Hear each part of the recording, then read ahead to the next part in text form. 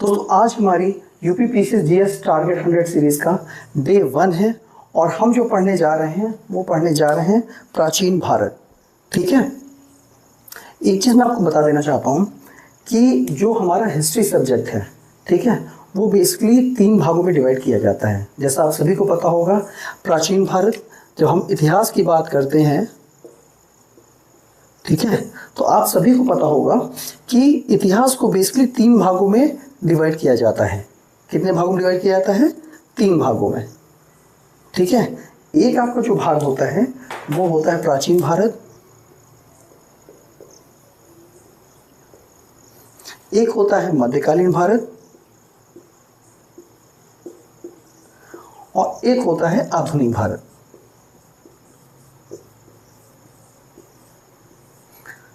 History को पढ़ने से पहले आपको थोड़ा इसका फाउंडेशन जान लेना बहुत ज़रूरी है। क्यों ज़रूरी है? कि जब तक आपका इतिहास का फाउंडेशन नहीं तैयार होगा तब तक आप इतिहास के विषय को समझ नहीं पाएंगे। ठीक है, तो इसलिए बहुत ज़रूरी है कि इतिहास के विषय का थोड़ा सा फाउंडेशन बिफोर स्टार्टिंग द प्राचीन भारत। ठीक है, प्राचीन भारत शुरू करने से पहले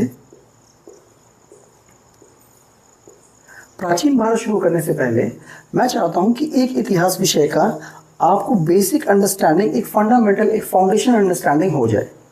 ठीक है, तो हमारा जो इतिहास विषय है उसको 3 भागों में डिवाइड किया जाता है। ठीक है, इसके अलावा एक छोटा सा पोर्शन और है जिसको हम बोलते हैं आर्ट एंड कल्चर। क्या बोलते हैं? Art and culture.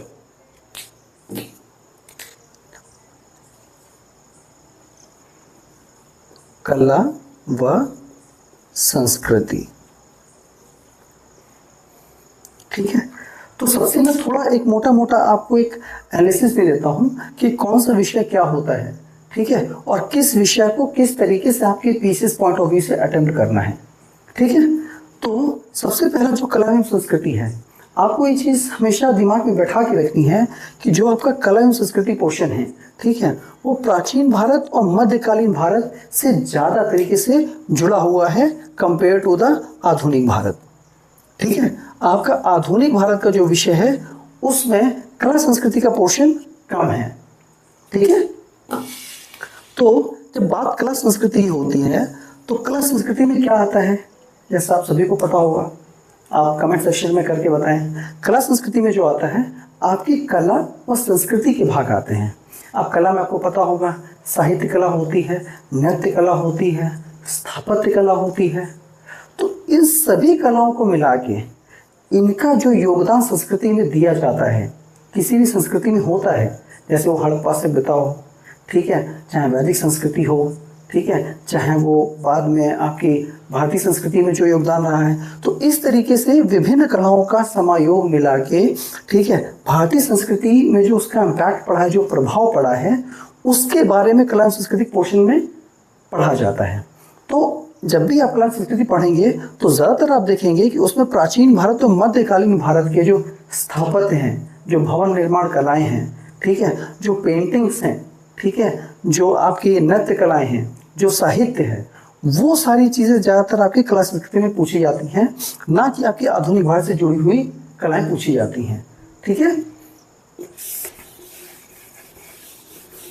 तो आपको ये चीज़ ध्यान रखनी है, जब आप कला संस्कृति पढ़ रहे हो ना, तो वो जब हम प्राचीन भारत पढ़ेंगे और मध्यकालीन भारत पढ़ेंगे, उसी पोर्शन में आपसे बताऊंगा कि ये पोर्शन कला संस्कृति के पॉइंट ऑफ व्यू से इंपॉर्टेंट है।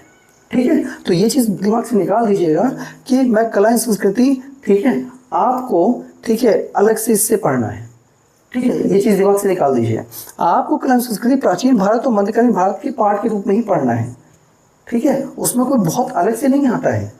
इन्हीं सब प्राचीन भारत और मध्यकालीन भारत का हिस्सा ही कला संस्कृति, जिसने हमारी भारतीय संस्कृति को मजबूत बनाया है, उसको आधुनिक रूप में ढाला है।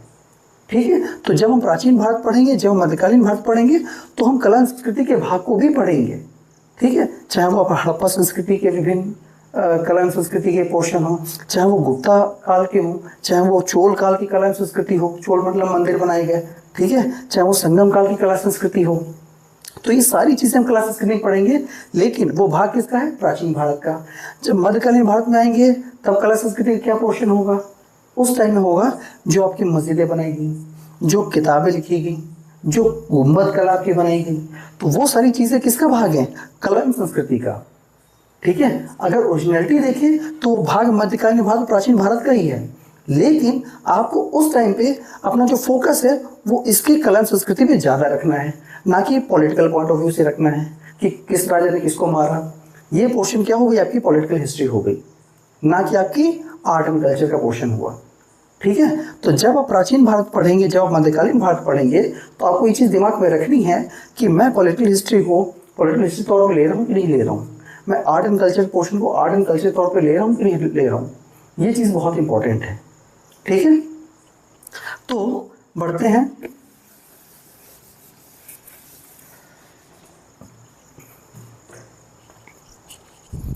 जब बात हम इतिहास की कर रहे हैं तो सबसे पहले हमें ये समझना ज़रूरी है कि आखिर प्राचीन भारत किसको बोलते हैं। ठीक है, जैसा आप सभी को पता है कि जो इतिहास में पढ़ते हैं भारतीय इतिहास पढ़ते हैं। अगर विश्व का इतिहास पढ़ेंगे तो विश्व का इतिहास होगा, अगर हम भारतीय इतिहास पढ़ रहे हैं तो हमको प्राचीन भारत, ठीक है, मध्यकालीन भारत और आधुनिक भारत के रूप में इसको विभाजित करना होता है। ठीक है, तो प्राचीन भारत किसको बोलते हैं? प्राचीन भारत वो भारत है जिसका समय काल 250 ईसा पूर्व से लेके लगभग 7वीं शताब्दी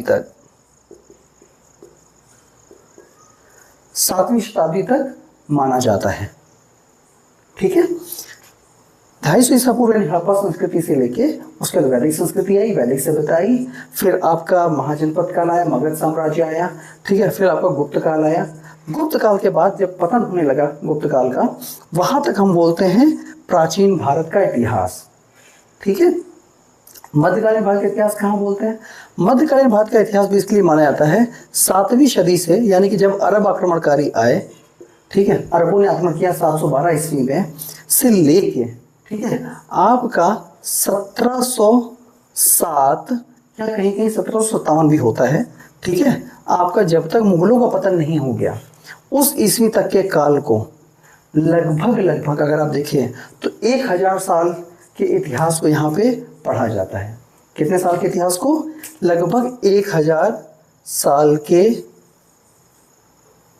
इतिहास को यहाँ पढ़ा जाता है। ठीक है, ये बेसिकली मुस्लिम काल है जिसमें ठीक है दिल्ली सल्तनत की स्थापना हुई। ठीक है, और मुगल साम्राज्य की स्थापना हुई और मुगल साम्राज्य का पतन हुआ। ठीक है, तो इसी पोर्शन में आप आर्ट एंड कल्चर को पोर्शन को भी पढ़ेंगे। ठीक है, जिसमें शाहजहां ने विभिन्न स्थानों पे अलग अलग स्थापत्य कला की स्थापनाएं की। ठीक है, इसमें आप उसी काल को पढ़ेंगे। अल-बरूनी ने जो किताबें लिखी, जो साहित्य लिखा, जो गुंबद कला विकसित हुई। ठीक है, तो इसी पोर्शन में आप आर्ट एंड कल्चर पढ़ेंगे, इसी पोर्शन में आप पॉलिटिकल हिस्ट्री भी भारत की पढ़ेंगे। ठीक है, अब आधुनिक काल आता है। आधुनिक काल जब आप पढ़ोगे तो बेसिकली अगर देखा जाए तो यूरोपीय कंपनियों का जब आगमन हुआ, ठीक है, लगभग 16वीं सदी से लेके वहाँ से पढ़ा जाता है। लेकिन जो कोर हमारी मॉडर्न हिस्ट्री स्टार्ट होती है वो मानी जाती है मुगल साम्राज्य के पतन के बाद, यानी कि जब बहादुर शाह जफर 1757 में अपदस्थ किए गए और कंपनी ने इसका शासन अपने हाथ में ले लिया, वहाँ से लेके और लगभग 1947 तक, जब तक हमारा देश आज़ाद नहीं हो गया, यहाँ तक के काल को आपको आधुनिक भारत के तहत पढ़ा जाता है। और ये बहुत इम्पोर्टेंट काल है। ठीक है, इसी काल में गांधी जी ने क्या किया? देश को आज़ाद कराया। तो ये लगभग कितने साल का काल है? ये अगर आप देखेंगे 1757, 1857 से आपका आधुनिक भारत का जो काल है वो आपका 1757 से लेके 1947 तक के काल में पढ़ा जाता है। जैसा आपको पता होगा 1757 किसका काल है? प्लासी युद्ध हुआ था, जब बंगाल के राजा, नवाब बोलेंगे उनको, बंगाल के नवाब सिराजुद्दौला को हरा के कंपनी ने बंगाल पे अपना कब्जा किया। तब से लेके और 1947 तक के काल को हम आधुनिक भारत का काल बताते हैं। ठीक है, यह काल जो है आपका लगभग आप देखेंगे तो 200 वर्षों का काल है। कितने वर्षों का काल है? 200 वर्षों का ये काल है। और प्राचीन भारत कितने वर्षों का काल है? 2500 साल, ठीक है, प्लस 700 साल। ठीक है, तो लगभग आपका जो काल है वो 3200 सालों के काल को क्या बोला जाता है? प्राचीन भारत पढ़ा जाता है। तो 3200 साल, 1000 साल प्लस 200 साल, तो 32, 42, 244। तो आपको जो इतिहास पढ़ना है भारत का, वो लगभग 4500 साल का इतिहास पढ़ना है। इस काल में आप जानेंगे कि भारत जो आज आधुनिक रूप से दिखता है वो कैसे इवॉल्व हुआ। इस इंटरेस्टिंग जर्नी को दोस्तों आप समझेंगे कि जब भारत में बुर्जहोम जैसी जगहों पे, जहाँ पे पूर्व हड़प्पा के निशान मिले हैं, जहाँ पे पहली बार घनी बस्तियाँ बसी सिंधु घाटी किनारे, वहाँ से लेके, ठीक है, वहाँ से लेके हमने जो हड़प्पा सभ्यता बसाई, हड़प्पा सभ्यता से फिर ग्रामीण संस्कृति आई, वैदिक संस्कृति जिसे बोलते हैं, वहाँ पे वेदों की रचना की गई, ठीक है।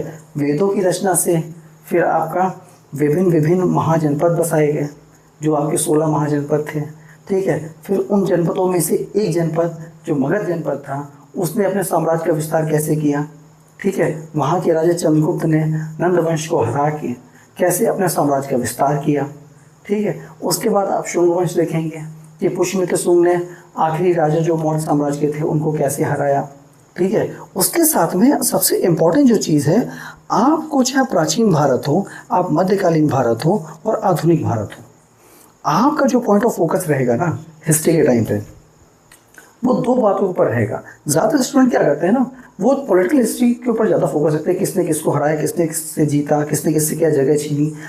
आप पीसीएस का एग्ज़ाम दे रहे हैं, वो एक एडमिनिस्ट्रेटिव पोस्ट है, तो लोक सेवा आयोग आपसे डिमांड करता है कि आप प्रशासन के बारे में बहुत अच्छे से फोकस करके पढ़ें। किसके बारे में पढ़ें? प्रशासन के बारे में, ठीक है। चाहे वो सिंधु घाटी सभ्यता का प्रशासन रहा हो, चाहे वो मौर्य साम्राज्य का प्रशासन रहा हो, ठीक है, चाहे वो गुप्त काल का प्रशासन रहा हो, चाहे वो आपका मुस्लिम प्रशासन रहा हो, चाहे वो आपका मुगल प्रशासन रहा हो, और चाहे वो कंपनी का प्रशासन रहा हो। तो फोकस किस में रहता है? प्रशासन में रहता है। यही रीज़न है कि जब आप एग्ज़ाम देने जाते हैं प्री में, तो आपसे क्या पूछता है कि फलाने मौर्य साम्राज्य में, ठीक है, टैक्स कलेक्टर को क्या कहा जाता था, जो राजस्व वसूलता था, उस अधिकारी को क्या कहते हैं, ठीक है। जैसा आपको पता है एग्रोनोमी बोला जाता है, ठीक है। फिर आपसे पूछ देगा कि गुप्त साम्राज्य में बतौर लेखा अधिकारी क्या कहा जाता था, या फिर पूछ देगा कि दिल्ली सल्तनत में अलाउद्दीन खिलजी कार्यकाल में, ठीक है, राजस्व प्रशासन के मुखिया को क्या कहा जाता था, ठीक है। तो उनका पॉइंट ऑफ फोकस क्या होता है? उनका पॉइंट ऑफ फोकस हमेशा प्रशासन होता है, ठीक है। तो ये चीज़ आपको हमेशा दिमाग में बैठा के रखनी है कि मैं जब ये हिस्ट्री पढ़ रहा हूँ तो मैं पॉलिटिकल हिस्ट्री पे कम फोकस करके एडमिनिस्ट्रेटिव हिस्ट्री में ज़्यादा पढ़ूँ। उसका फोकस जो है मेरा, वो एडमिनिस्ट्रेटिव हिस्ट्री की तरफ होना चाहिए हमेशा। आपको क्या पढ़ना है? आपको पढ़ना है एडमिनिस्ट्रेटिव हिस्ट्री। आपको पॉलिटिकल हिस्ट्री नहीं पढ़नी। पॉलिटिकल हिस्ट्री तो छोटा पोर्शन है कि युद्ध में किसने किसको हराया, वेदरा के युद्ध में किसने हराया, ठीक है, या प्लासी के युद्ध में किसने किसको, या बॉडी वॉश के युद्ध में किसने हराया, वो एक अलग पोर्शन है, वो थोड़ा पोर्शन है। लेकिन आपको जो चीज़ समझनी है वो समझनी है administrative history of this country, कि लोगों को मैनेज कैसे किया जाता था, ठीक है, वहाँ से रेवेन्यू कैसे जनरेट होता था, राजा अपने स्टेट को कैसे बचा पाता था, ठीक है। राजा, जैसे आपको पता है आज जो हमारी व्यवस्था है, ठीक है, वो संसदीय व्यवस्था हो गई, जहाँ पे संसद और विधायक चुन के जाते हैं और आपकी आवाज़ उठाते हैं। उस टाइम पे आम जनता के लिए कौन आवाज़ उठाता था, ठीक है, कौन से अधिकारी होते थे जो जनता से राजस्व वसूलते थे, कौन से अधिकारी होते थे, ठीक है, जो राजा को टैक्स देते थे, ठीक है, या कौन, जैसे मराठा प्रशासन है, मराठाओं का प्रशासन कैसे चलता था आपको पता है, ठीक है, अष्टप्रधान होते थे उसमें, ठीक है। तो राजाओं का प्रशासन का मुखिया कौन होता था, सॉरी, मराठाओं के प्रशासन का मुखिया कौन होता था, पेशवा होता था, ठीक है। तो ये सारी चीज़ें आपको अपने पॉइंट ऑफ फोकस में हमेशा बना के रखनी है। इसीलिए मैं कहता हूँ कि इतिहास जो है ना, आप अगर सिर्फ राजा रानी की स्टोरी देख के आप पढ़ेंगे, आपको नहीं समझ में आएगा, आप फंस जाएंगे।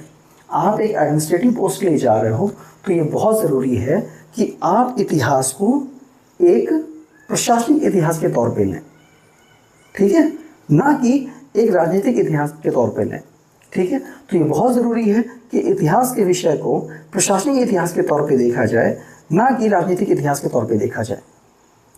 ठीक है, तो आज हमारा डे 1 है। मैं आशा करता हूं कि ये चीज़ें आपको समझ में आ गई होंगी। जैसा मैंने पहले बताया, मैं एक बार रिपीट कर देता हूं। प्राचीन भारत का काल जो है आपका, वो 250 ईसा पूर्व से लेकर 7वीं सदी तक का है, जिसमें आपको 3200 वर्ष आपको देखने हैं कि ये देश 3200 वर्षों में कैसे बदला। ठीक है, कौन कौन से राजनीतिक बदलाव हुए, कौन कौन से सामाजिक बदलाव हुए, कौन कौन से व्यापारिक बदलाव हुए। ठीक है, आर्ट एंड कल्चर में क्या क्या बदलाव हुआ है, ये जर्नी आपको इन 3200 सालों में देखनी है। ठीक है, उसके बाद मध्यकालीन भारत 1000 साल। ठीक है, राजनीतिक रूप से कैसे देश में परिवर्तन हुआ। ठीक है, जो मुस्लिम आक्रमणकारी आए, जिन्होंने इस देश को अडॉप्ट किया, उन्होंने क्या दिया, क्या लिया, और उसके सम्मिश्रण से जो बना, ठीक है, वो देश हमारा कैसे बना जो आज आधुनिक भारत के रूप में जाना जाता है। ठीक है, तो प्राचीन भारत और मध्यकालीन भारत का जो सम्मिश्रण हुआ, उससे हमारा क्या बना, आधुनिक भारत बना। ठीक है, और इन तीनों को मिला दिया जाए तो आज का जो वर्तमान भारत है 2026 का, वो तैयार हुआ है। ठीक है, तो कहीं ना कहीं हमारी जड़ें प्राचीन भारत, मध्यकालीन भारत और आधुनिक भारत में आपको दिखाई पड़ेंगी। ठीक है, तो इसी विषय को हम लेके चलेंगे।